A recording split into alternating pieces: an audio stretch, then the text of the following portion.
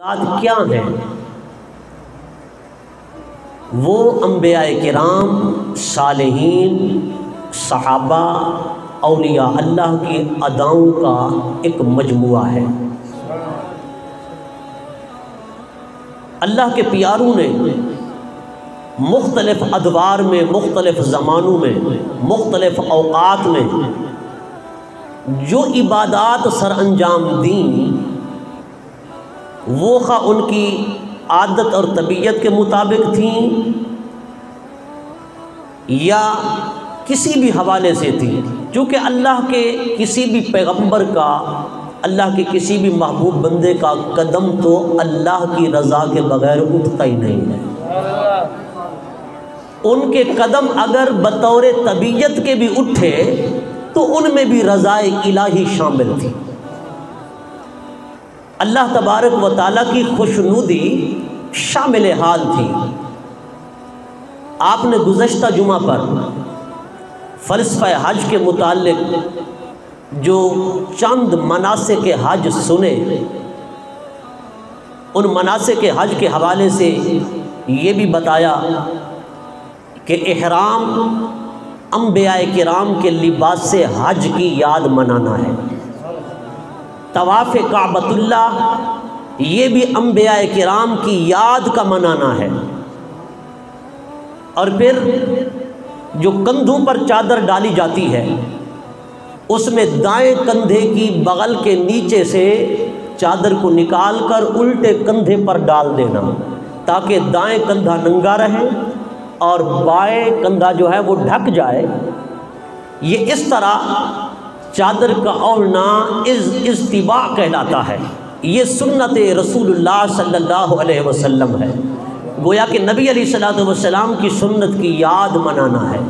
طواف کے 7 چکروں میں پہلے 3 چکروں میں رمل کرنا، اکڑ اکڑ کر چلنا، جس طرح پہلوان اکھاڑے میں اترتا ہے اس طرح طواف کعبہ کرنا، یہ بھی سنت مصطفیٰ صلی اللہ علیہ وسلم کی یاد منانا ہے۔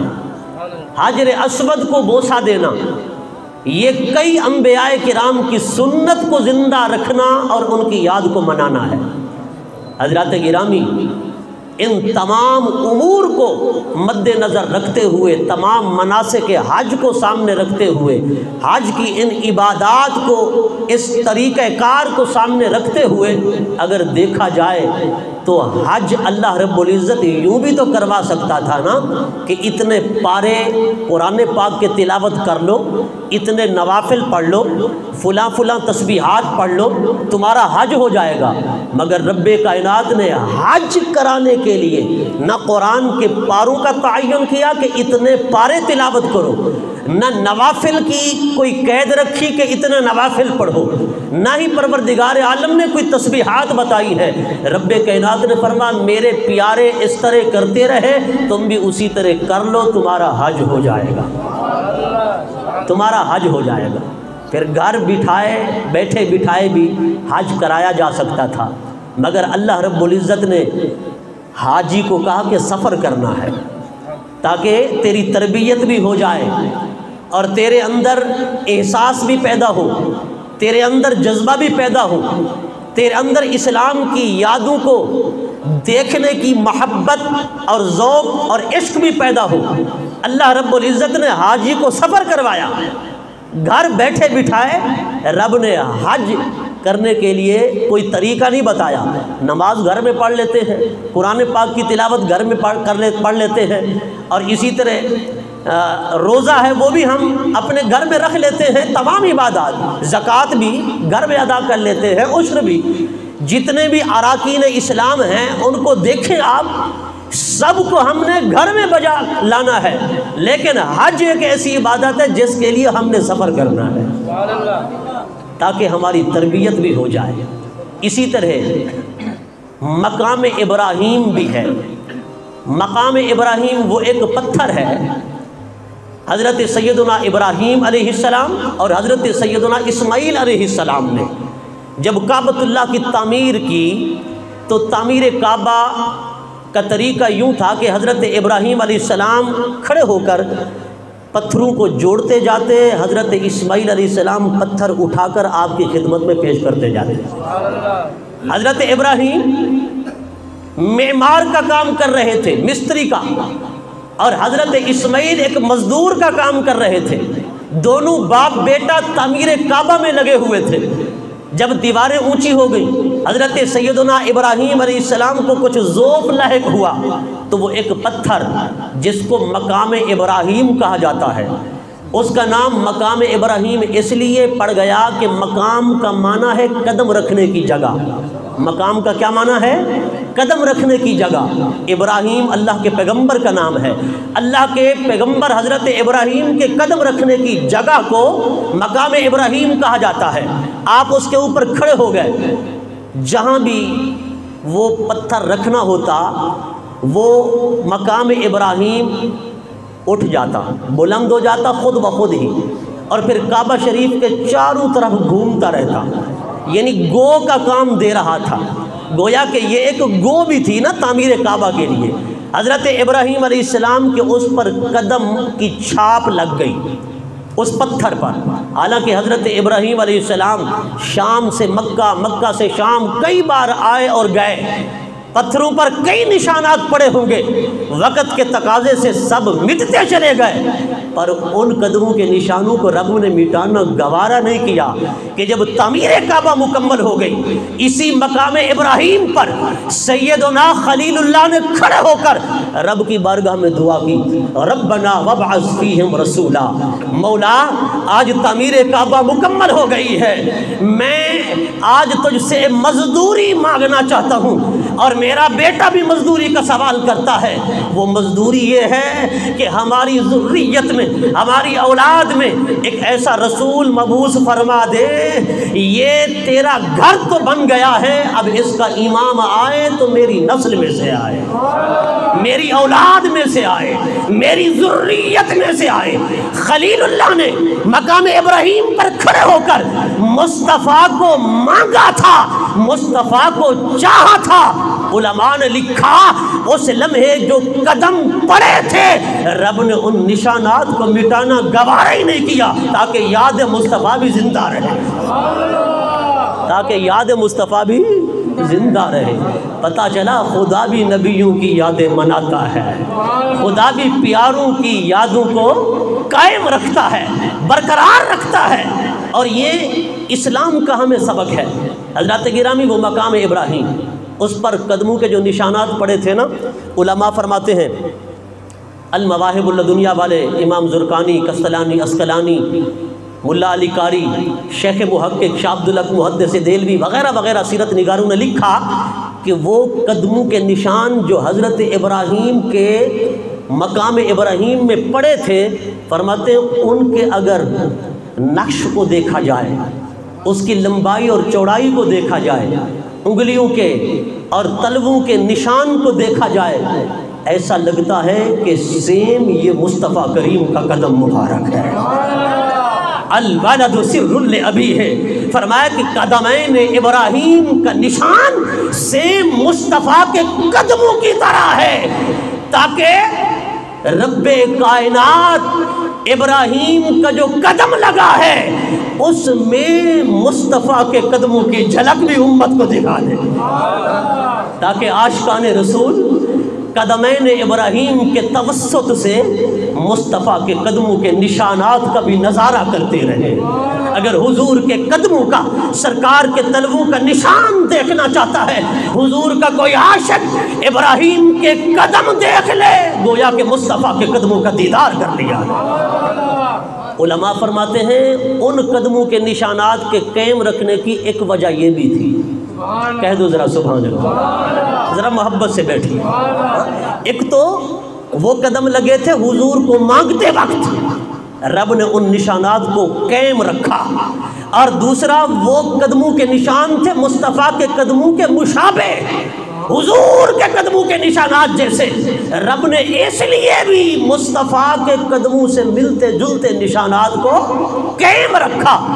وقت کے تقاضے سے نشانات مٹ جاتے ہیں، مگر مقام ابراہیم کے نشان نہیں مٹے، تاکہ یاد ابراہیم بھی زندہ رہے، یاد مصطفیٰ بھی زندہ رہے۔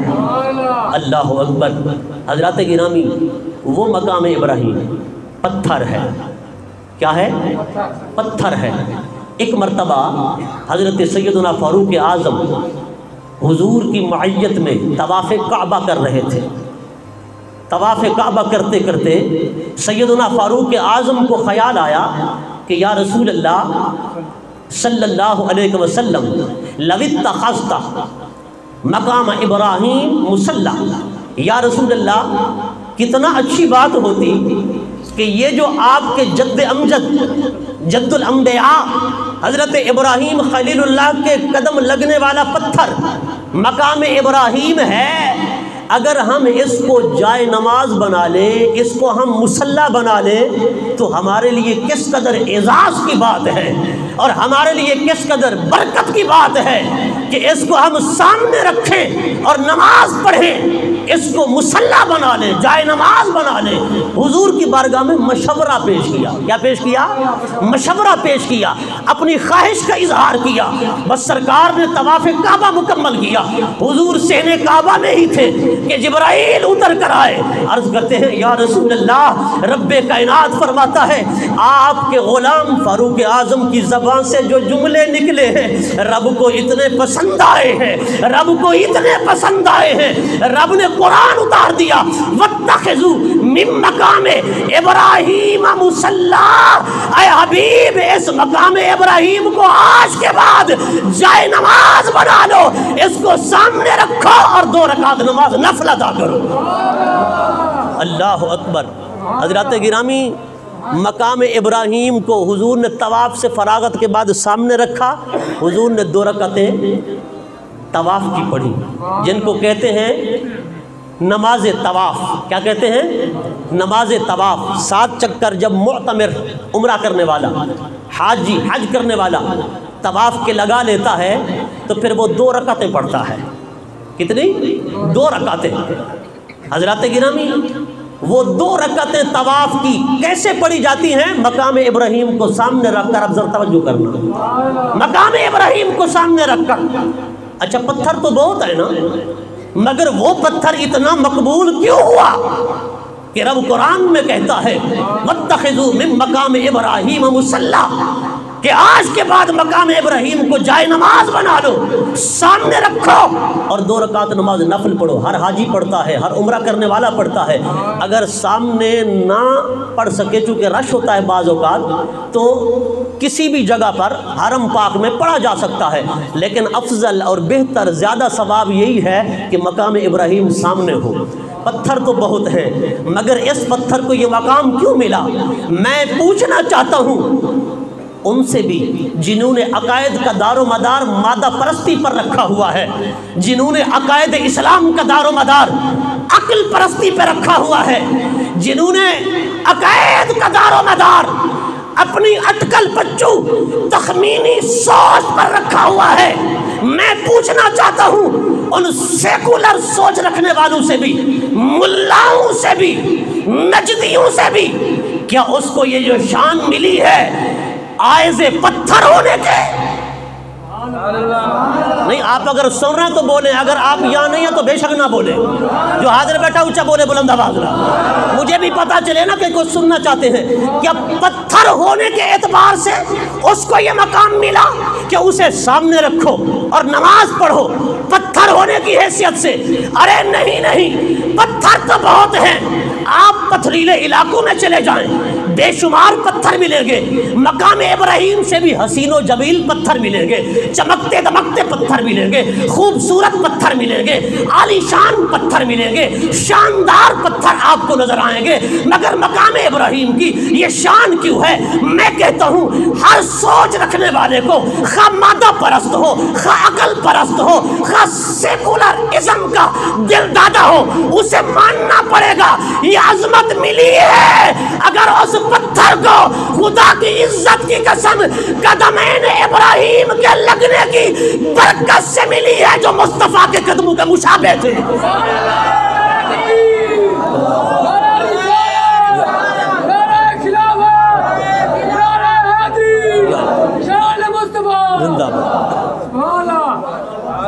بولو بولو ذرا محبت کے ساتھ سبحان اللہ۔ صرف ان قدموں کی برکت کی وجہ سے، توجہ کرنا ذرا، ان قدموں کی برکت کی وجہ سے جو قدمین ابراہیم لگے تھے، جو مصطفیٰ کے قدموں کے مشابہ تھے، جو مصطفیٰ کریم کے قدمین طیبین سے ملتے جلتے تھے۔ ارے رب نے چاہا جس پتھر پر ابراہیم کے قدم لگ جائیں اور وہ قدم مصطفیٰ کے قدموں سے ملتے جلتے ہوں، رب نے کہا یار کے قدموں کی شان یہ ہے کہ ان قدموں کو ایسے نہ چھوڑ دو، سامنے مقام ابراہیم کو رکھو، نماز پڑھو۔ یہ صرف سلام کرنے کے بھی نماز کے قابل ہے، نماز کے قابل ہے۔ بولو اونچی آواز۔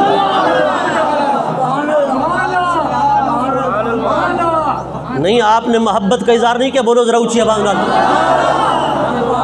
ہائے ہائے، یہ تو عاشق سے پوچھنا کہ رب نے اس مقام ابراہیم کو سامنے رکھوا کر نماز کیوں پڑھوائی ہے؟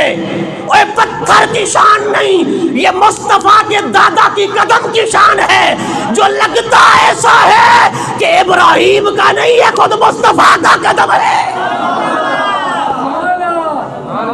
یہ خود مصطفیٰ کا قدم ہے۔ رب نے کہا سامنے رکھ، نماز پڑھ، صرف سلام عقیدت ہی پیش نہ کر، نماز جیسی عظیم عبادت اس کے احترام میں پڑھ۔ سجدہ خدا کو، تعظیم خانہ کعبہ کی، فرما 2 رکعت مقام ابراہیم کے سامنے پڑھ، سجدہ خدا کو ہے، تعظیم قدمین مصطفیٰ کی۔ کیا سمجھا ہے تو نے نبیوں کی یادگاروں کو، نبیوں کی اداؤں کو؟ میں نے کہا ملا تجھے سمجھ ہی نہیں آئی کہ دین ہے کیا، شریعت کہتے کس کو ہیں؟ میں نے کہا اگر تو نبیوں کی یادوں سے من پھرا ہوا ہے، نبیوں کی یادوں کا دشمن بن چکا ہے، نبیوں کی یادوں سے منحرف ہے، نبیوں کی یادوں میں تجھے شرک نظر آتا ہے، مقام ابراہیم کے سامنے نماز نہ پڑھا کر کہ جو قدموں کے نشان ہیں وہ مصطفیٰ کے دادا کے ہیں، لگتا ایسا ہے کہ مصطفیٰ کے ہیں۔ کیوں کہ تیرے عقیدے میں تو شرک ہے، تیرے عقیدے میں تو یہ شرک ہے نا، پھر نماز نہ پڑھا کر۔ ہائے ہائے، آؤ مقام ابراہیم بھی یادگار انبیاء ہے، فیہ آیات بینات مقام ابراہیم۔ اللہ فرماتے ہیں اس خانہ کعبہ میں کئی نشانیاں ہیں، کئی نشانیاں ہیں، روشن دلیلیں ہیں کعبۃ اللہ میں۔ مولا کون سی، کوئی بتا تو صحیح۔ فرما مقام ابراہیم، تمہیں نظر نہیں آتی اس میں مقام ابراہیم ہے، یہ کیا ہے؟ نشانی ہے رب کی۔ اور فرمایا وَمَن دَخَلَهُ كَانَ آمِنًا، جو اس میں داخل ہو گیا گویا امن کے گھر میں آ گیا۔ فتح مکہ کے موقع پر سرکار کائنات حرم کعبہ میں داخل ہوئے نا، تو حضور نے فرمایا لا تثریب علیکم اليوم فانتم الطلقاء، اور مکہ والو ڈرو نہیں، آج مصطفیٰ تم سے بدلے لینے نہیں آیا، آج تمہیں معاف کرنے آیا۔ آج مکہ کے قریشیوں کو گرانے نہیں آیا، آج انہیں اٹھانے آیا ہے۔ مصطفیٰ انہیں ذلیل کرنے نہیں آیا، مصطفیٰ انہیں عظیم بنانے آیا ہے، مصطفیٰ انہیں رسوا کرنے نہیں آیا، مصطفیٰ آج قریشیوں کو عظمتیں اور شانیں دینے آیا ہے، تاکہ قیامت تک قریشیوں کا طوطی بولتا رہے، ان کی عظمت کے جھنڈے لہراتے رہے۔ رب نے کہا قریشیوں ڈرو مت، مصطفیٰ کا دامن تھام لو، تمہاری عظمتیں بلند ہو جائیں گی۔ آج بدلہ لینے نہیں آیا، آج بخشنے آیا ہے۔ فرمایا جس نے تلوار ڈال دی وہ مصطفیٰ نے معاف کر دیا، جو حرم کعبہ میں آ گیا مصطفیٰ نے معاف کر دیا، جو ابو سفیان کے گھر میں داخل ہو گیا مصطفیٰ نے معاف کر دیا۔ مگر چند ایسے تھے نلیک، شاتمان، گستاخان، سب و شتم کرنے والے، نبی پاک کی حجب اور نبی پاک کی معاذ اللہ برائی کرنے والے۔ غلاف کعبہ میں ان میں سے ایک چھپ گیا جس کا نام تھا عبداللہ بن خطل۔ صحابہ آئے یا رسول اللہ، رب نے فرمایا آپ نے ہمیں بتایا وَمَن دَخَلَهُ كَانَ آمِنًا، یہ امن کا گھر ہے، یہاں باپ کا قاتل بھی آ جائے کچھ نہ کہو، شرابی آ جائے کچھ نہ کہو، زانی آ جائے کچھ نہ کہو، جب تک کعبۃ اللہ سے باہر نہ نکلے اس پر سزا لاگو نہیں ہو سکتی۔ زانی کو زنا کی سزا نہیں مل سکتی جب تک حرم کعبہ سے باہر نہ آ جائے، شرابی کو شراب کی سزا نہیں ہو سکتی جب تک حرم کعبہ سے باہر نہ آ جائے۔ فرمایا کہ کسی باپ کے بے ادب و گستاخ کو حرم کعبہ میں سزا نہیں دے سکتے جب تک باہر نہ آ جائے۔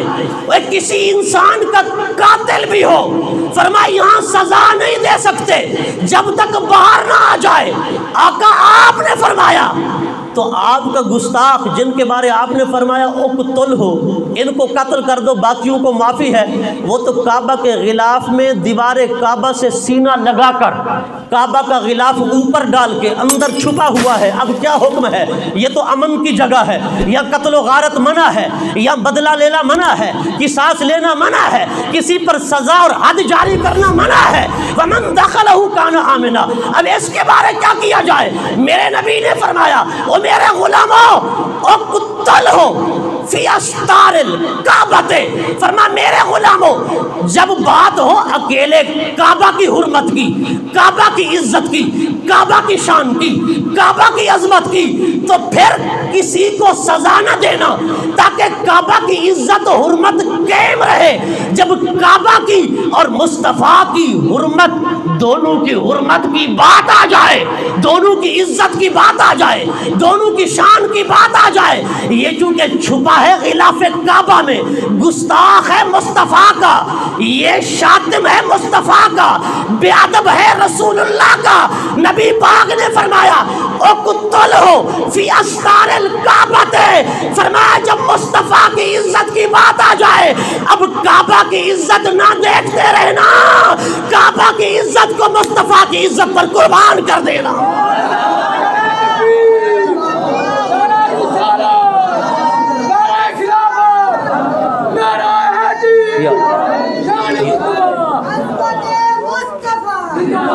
میں نے کہا کیا سمجھے ہو شان مصطفیٰ؟ فرماؤ قتلہ فی استار الکعبہ، کعبہ کے غلاف میں چھپا ہے، چاہے سینہ دیوار کعبہ سے لگا ہے اتنی عظیم دیوار سے، چاہے پیٹھ لگی ہے، نبی پاک نے فرمایا گستاخ رسول ہے تو وہیں قتل کر دو۔ کیوں؟ کہ عزت کعبہ کو عزت مصطفیٰ پر قربان کر دو۔ رسول اللہ نے بتایا جب مصطفیٰ کی عظمت کی بات آئے ساری عظمتیں، ساری عزتیں، ساری شانیں مصطفیٰ کے قدموں پہ نچھاور کر دو۔ حضور کی ناموس اور حضور کی عزت کا تحفظ کرو، حضور کی شان اور حضور کی عظمت کے لائق حضور کے مقام کو پہچانو، سرکار کی عظمت کو پہچانو۔ اللہ اکبر۔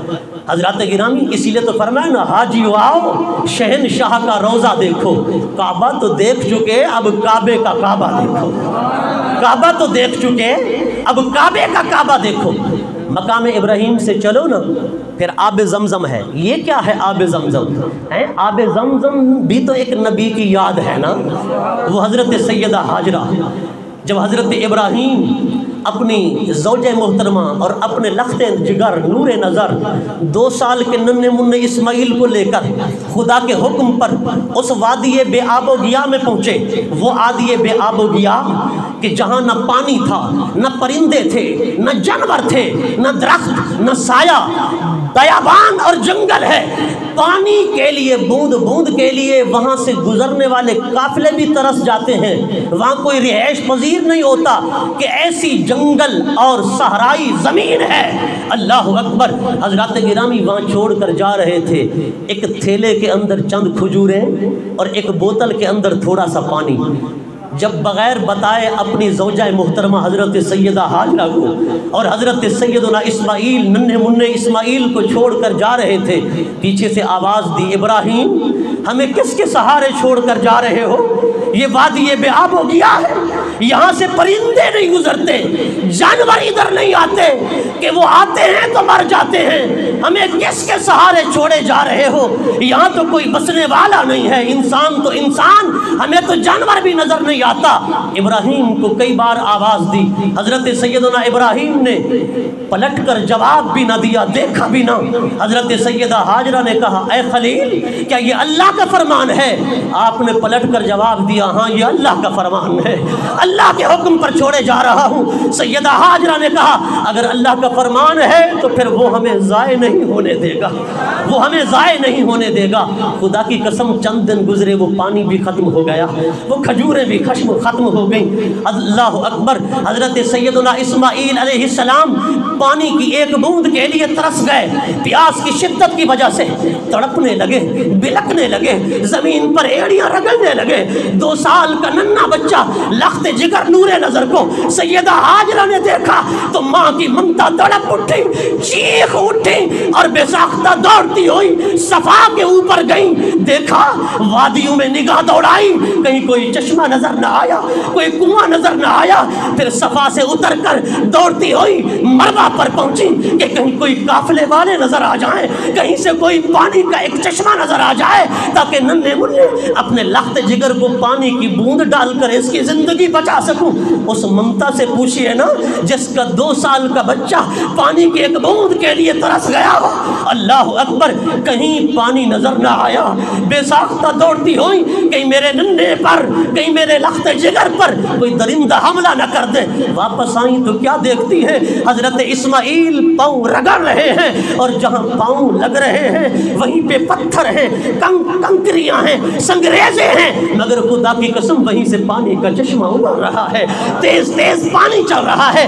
آپ دوڑتی ہوئی آئیں کہ کہیں میرا لخت جگر پانی میں ڈوب نہ جائے۔ آپ جب قریب آئیں آپ نے فرمایا زم زم، اے تیز رفتار پانی ذرا رک جا، رک جا، ٹھہر جا، ٹھہر جا۔ اللہ اکبر۔ اسے تیز جاری کرنے والا خدا تھا، اسے روکنے والی اللہ کی بندی تھی۔ اللہ کی بندی کی زبان سے الفاظ نکلے تو زم زم رک گیا، زم زم رک بھی گیا اور قیامت تک کے لیے زم زم بن بھی گیا۔ میں نے کہا مولویوں ذرا بتاؤ یہ کس کی یادگار ہے؟ اگر یادوں سے تمہیں چڑ ہے، یادوں کو مٹانے پر تلے ہوئے ہو تو آؤ آج کے بعد آب زمزم پینا چھوڑ دو۔ یہ بھی اللہ کے خلیل کے لخت جگر کی ایڑیوں کی برکت اور صدقہ ہے۔ اسی صدقے سے ہم آب زمزم سے فیض یاب ہو رہے ہیں۔ اور اللہ کی بندی تو پانی کی تلاش میں دوڑی تھی، اب تو پانی کی بہتات ہے۔ وہ چشمہ آب زمزم، وہ چشمہ شیریں جو صدیوں سے چلا تھا، وہ سوکھا نہیں ہے، وہ خشک نہیں ہوا ہے، تاحال جاری و ساری ہے۔ ارے وہاں سے لاکھوں ٹن پانی نکل چکا مگر خشک نہیں ہوا۔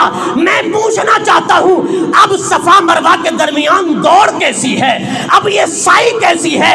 تو ماننا پڑے گا صفا اور مروہ کے درمیان وہ رب دوڑا اس لیے رہا ہے میری بندی کی وہ ادا خدا کو اتنا پیاری لگی، قیامت تک حاجیوں کو کہہ دیا، عمرہ کرنے والوں کو کہہ دیا کہ وہ تو پانی کے لیے دوڑی تھی، تو میری بندی کی یاد کو منانے کے لیے دوڑتے رہو، میری بندی کی یاد کو منانے کے لیے دوڑتے رہو۔ فرمایا چکر لگاتے رہو، سائی کرتے رہو تاکہ حضرت اسماعیل کی والدہ ماجدہ کی یاد زندہ رہے۔ سمجھے ہو تو بولو ذرا اونچی آواز نال۔ حج کیا ہے؟ انبیاء کی یادگاروں کا نام ہے۔ حج کیا ہے؟ انبیاء کی اداؤں کا نام ہے۔ آگے بھی اگر چلے تو سب کچھ یہی آپ کو نظر آئے گا۔ یہ قصہ لطیف ابھی نہ تمام ہے، جو کچھ بیان ہوا وہ آغاز بات تھا۔ وما علی الا البلاغ۔